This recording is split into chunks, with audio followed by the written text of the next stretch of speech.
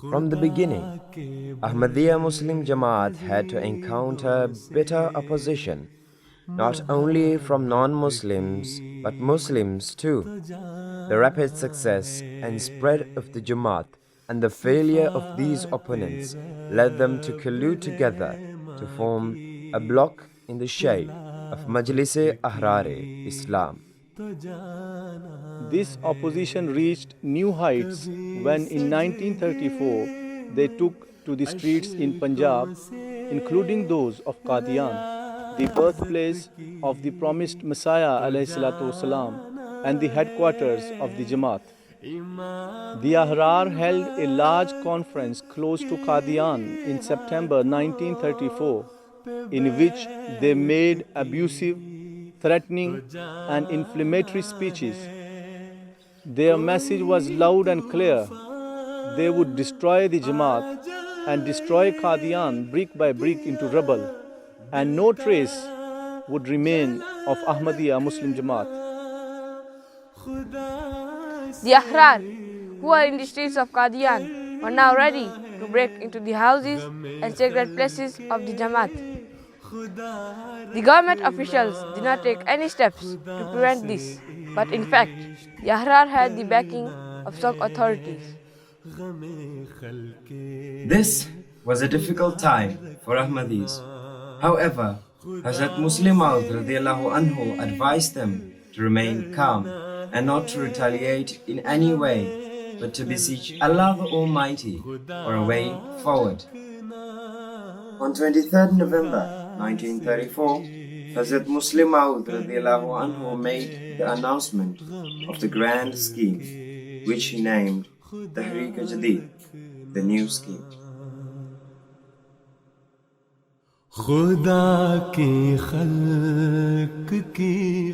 On one occasion he said, "They say that they will wipe out this Jamaat, but Allah the Almighty has informed me of a plan with which the Jamaat will spread in all countries of the world, and no one will be able to destroy it."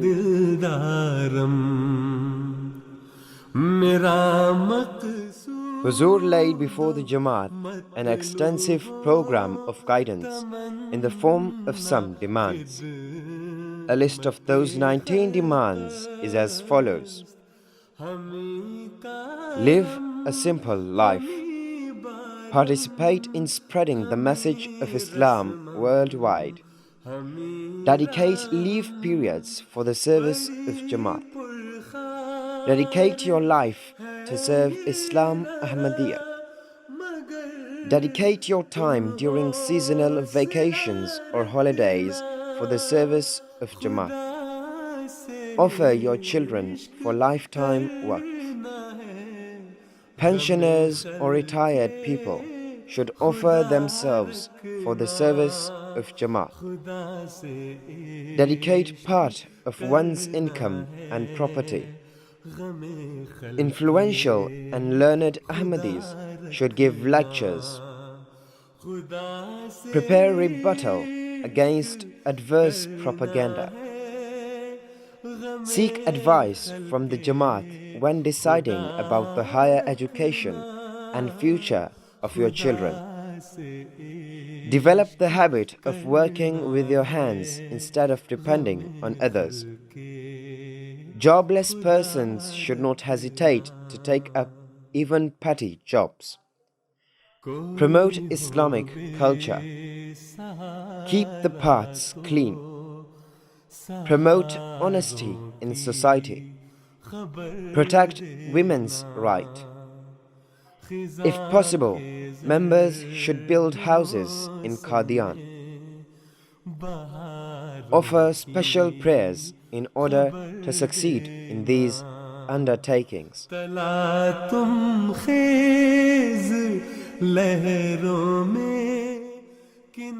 The scheme initially was to be for 3 years, till 1937.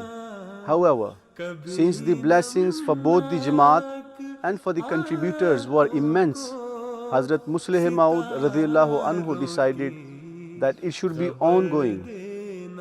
On the 10th anniversary, Huzur formed a group of all those who had taken part in the scheme thus far and called them Dafatar Awwal, the first batch. This consisted of around 5,000 members, and the names are recorded in the history of Jamaat. On the 19th anniversary of the scheme, it was made permanent by Hazrat Musleh 𝐷𝐸𝐴𝐤, and he also announced that the batches in the future would be grouped in 19-year blocks. These batches are as follows. Batch number 1, 1934 to 1944. Batch number 2, 1944 to 1965. Batch number 3, 1965 to 1985. Batch number 4, 1985 to 2004.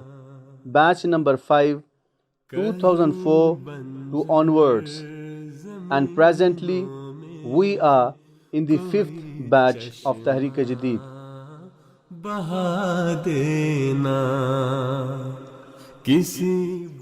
The sacrifices made by the early Ahmadis remind us of similar sacrifices which were made by the companions of the Holy Prophet ﷺ.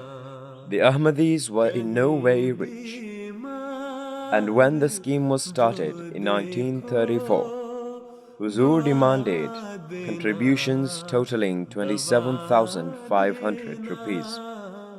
In just a few weeks, Ahmadis contributed 29,712 rupees, and in the first year, a total of 103,000 rupees were donated, almost 5 times the initial target.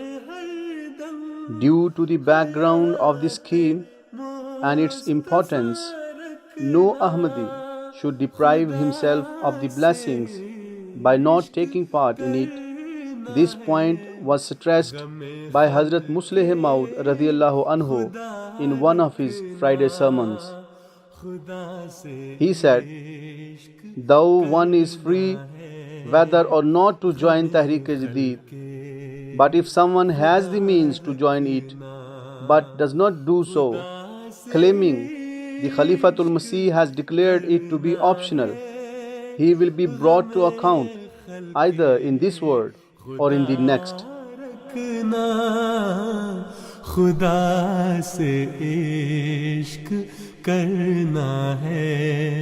There is no prescribed rate for Tehrike Jadid, but every individual has to decide for themselves the sacrifice they make for this great scheme.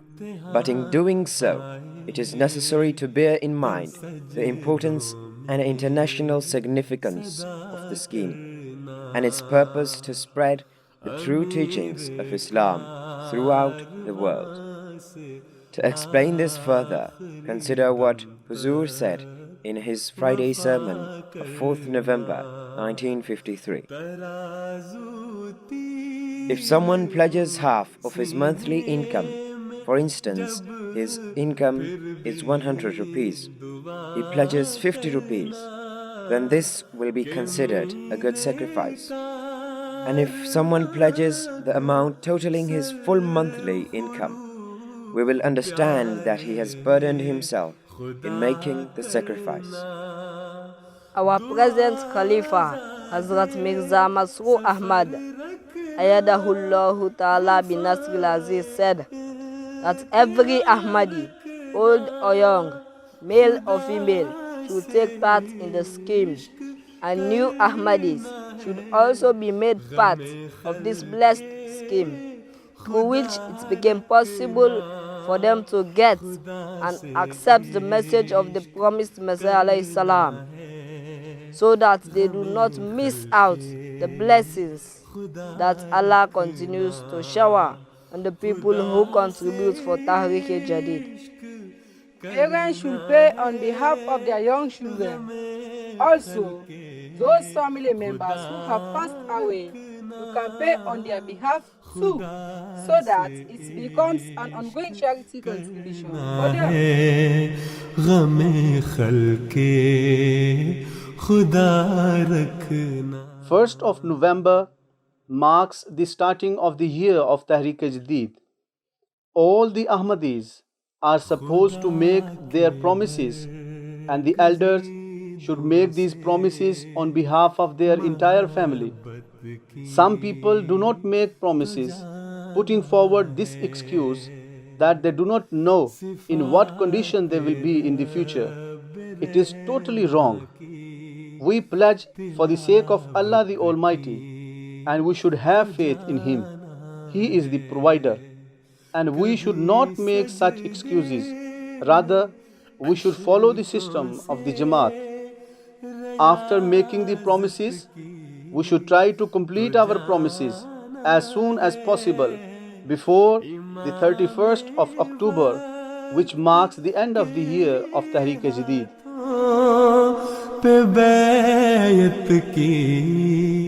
Now let's see how Allah the Almighty treated those who were loyal to Him. On the one hand, the Ahrar who threatened to wipe out Ahmadiyyat were themselves doomed to failure. On the other hand, the Ahmadiyya Muslim Jamaat progressed leaps and bounds under the divine scheme of Tehrik Jadid. The blessings are too many to list, but a summary is thus: by no means complete. Ahmadiyya Muslim Jamaat has spread in over 212 countries of the world. Ahmadiyya Muslim Jamaat has translated and published the Holy Quran into 71 languages of the world. The TV station of Ahmadiyya Muslim Jamaat by the name of Muslim Television Ahmadiyya is working day and night without any sponsors and advertisements to spread the peaceful and true message of Islam. 27 Ahmadiyya radio stations are busy worldwide doing the same. In 12 countries, 37 hospitals and clinics are serving humanity. In 11 countries, 593 schools are busy educating different nations for brighter future. Ahmadiyya Muslim Jamaat has 7 international missionary training colleges and 6 local missionary training colleges, from where hundreds of missionaries are graduating each year and serving the Jamaat in different capacities. International Association of Ahmadi Architects and Engineers is also helping in different projects like making model villages and providing solar power in various places, especially in Africa. Humanity First International is an Ahmadiyya NGO which is providing clean drinking water by fixing hand pumps. They are doing free eye operations and doing free medical camps in remote areas and doing many other charity works. Ahmadiyya Muslim Jamaat owns printing presses also in various countries which are printing books for the propagation of the teachings of Islam. Only in year 2021, in 92 countries, 384 books in 39 languages of the world have been printed by the Jamaat, and their total number is 4,003,000. And during this year, in 103 countries, 6,984,000 leaflets have been distributed free by the Jamaat. With the blessing of Tehrik Jadid, Ahmadiyya Muslim Jamaat has built 135 mosques and 173 mission houses worldwide this year. And finally, during this year, 125,221 people have joined the Ahmadiyya Muslim Jamaat. Hazrat Khalifatul Masih II radiallahu anhu once said, "Remember, this Tehrik Jadid is from God. Blessed are those who endeavor to participate to the maximum, because in the history of Islam, their names will be remembered with respect and honor, and they will have a special place of honor with Allah." खुदा के बरगज़ीदों से मोहब्बत की तो जाना है, सिफ़ाते रब रहमा की तिलावत की तो जाना है।